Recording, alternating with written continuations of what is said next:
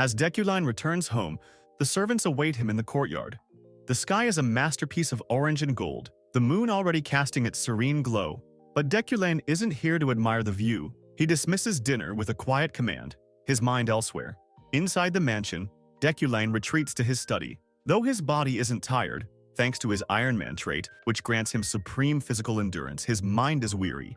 He showers, a ritual born of his misophobia, and settles into his reading chair. The book in his hands, Foundation of Control Magic, holds the key to his next goal, mastering psychokinesis. But there's a catch. Deculein isn't the original sorcerer he's supposed to be. He's an outsider, lacking the magical foundation of this world. Yet, he has one advantage: understanding, a trait that allows him to grasp complex concepts in moments. Visual magic circle activation.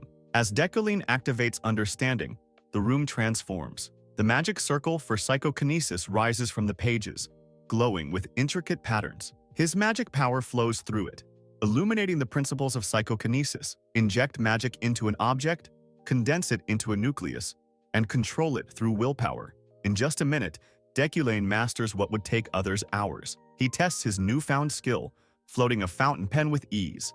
But he knows this isn't enough. The key sword he envisions requires more, much more. Key detail: the cost of power. Deculein considers engraving the magic circle across his entire body, a risky move that would amplify his power but push his body to its limits. Thanks to Iron Man, he can endure the strain, but the process is agonizing. His bones feel crushed, his muscles twisted, yet he persists.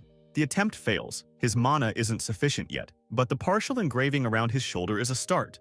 Deculein estimates it'll take 2 weeks to complete basic psychokinesis. For something more advanced, even longer. Exhausted, Deculein showers again, the weight of his ambition etched into his expression. As he lies in bed, he reminds himself, "I am Kim Woojin, not Deculein. I won't be controlled by code." After 2 weeks of relentless study and self-imposed training, Deculein achieves a monumental feat. He's engraved the basic psychokinesis magic circle across his entire body. It's as if an invisible tattoo now covers his skin, amplifying his power far beyond the norm.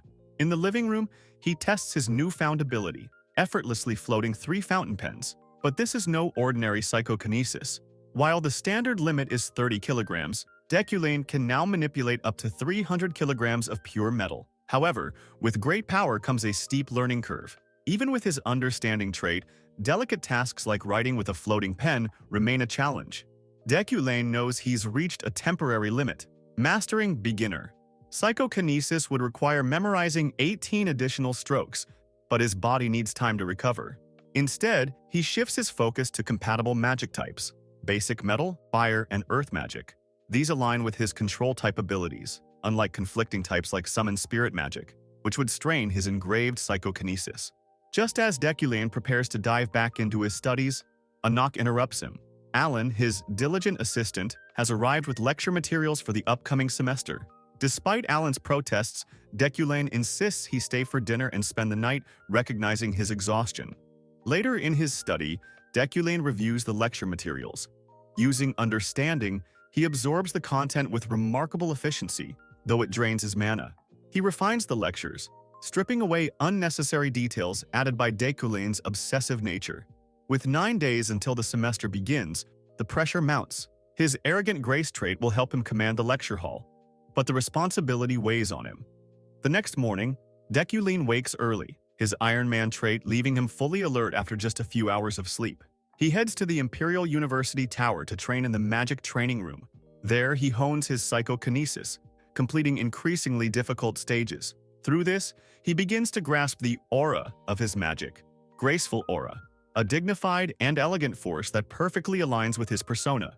Thursday, March 20th, year 958 of the Imperial calendar. After days of relentless training, Deculein achieves a major milestone. He clears the final stage of the magic training room using only basic psychokinesis. His reward? A new trait, Psychokinesis Master. Though rated as common, its effects are anything but. The trait boosts psychokinesis performance by 11% and reduces mana consumption by the same amount. For Deculein, this is a game changer. He knows its value will only grow as his power increases. Back in his office, Deculein checks the clock. It's 10 a.m., and his lecture is set for 3 p.m. But Deculein isn't rushing. In fact, He plans to arrive late, 30 minutes late to be exact. Why? It's all part of the strategy. Alongside Alan, Deculein has devised an ambitious plan. The first lesson is self-study tactic. The goal? To command attention, establish authority, and set the tone for the semester. Ifrin stood outside the Class A classroom on the 3rd floor of the university's magic tower, her breath heavy with unease. Deculein was inside, and the thought of sharing the same space with him, let alone sitting through his lecture, filled her with dread. But what troubled her more was whether Deculein would remember what had happened a month ago. Did he even recall her last name? Luna? It was the name of the magician he had killed. If her target didn't remember, she feared she might be consumed by even greater anger, perhaps even driven to madness. Inside the classroom, Ifrin was met with an unexpected sight. The room wasn't a typical lecture hall, but a sprawling gymnasium filled with wells, trees, dirt, sand, gravel, and piles of iron. A sign in the center explained that the professor wanted to measure their skills as part of the first class, encouraging them to do anything they wanted with the elements.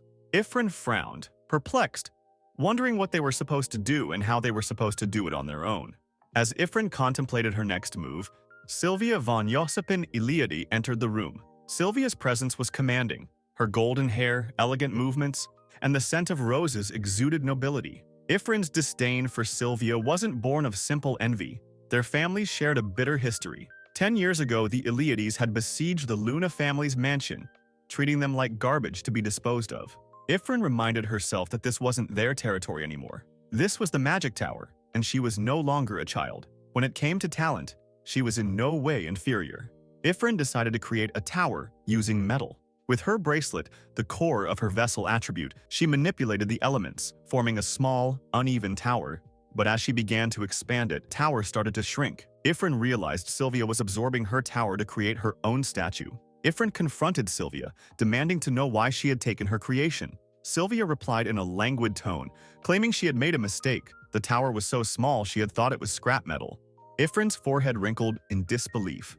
She couldn't believe Sylvia's explanation, thinking to herself that no matter how small her tower was, it didn't look like scrap metal. Ifrin pressed Sylvia, accusing her of pretending not to know her. She teased Sylvia, suggesting that she might be afraid of Ifrin catching up, given that Ifrin had only started learning magic 3 years ago while Sylvia had received elite education. Sylvia's gaze darkened, her expression impassive. She stated flatly that she didn't know Ifrin, only her father. Ifrin was momentarily stunned, thinking she had misheard. Sylvia continued, calling Ifrin's father an arrogant and useless nobleman, adding flatly that he was dead. Her tone was devoid of emotion, as if she were speaking of something inanimate. Something inside Ifrin snapped. Sylvia turned to leave, but Ifrin's bracelet was already glowing with mana.